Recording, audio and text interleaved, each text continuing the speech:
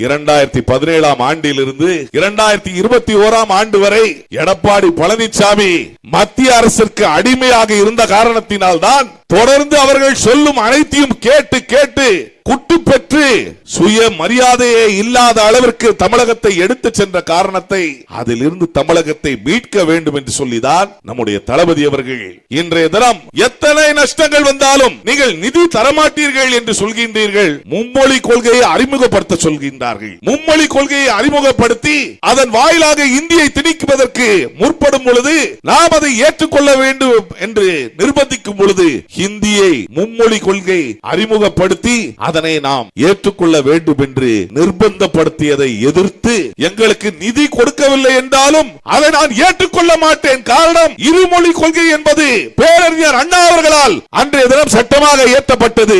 அந்த கொள்கையிலிருந்து மாற மாட்டேன் என்று சொல்லி கொள்கைக்காக ஒன்றிய அரசை எதிர்க்கக்கூடிய ஒரு தலைவர் இந்தியாவில் இருக்கின்றார் என்று சொன்னால் அது நம்முடைய தளபதி என்பதை இங்கே நான் தெரிவிக்க கடமைப்பட்டிருக்கின்றேன். கொள்கைக்காக எத்தனை நஷ்டங்கள் வந்தாலும் எத்தனை நிதி நெருக்கடி வந்தாலும் அதனை சமாளித்து வெற்றி காண்பதுதான் இந்த திராவிட மாடல் ஆட்சி என்பதை தளபதி அவர்கள் எடுத்துரைத்திருக்கின்றார்.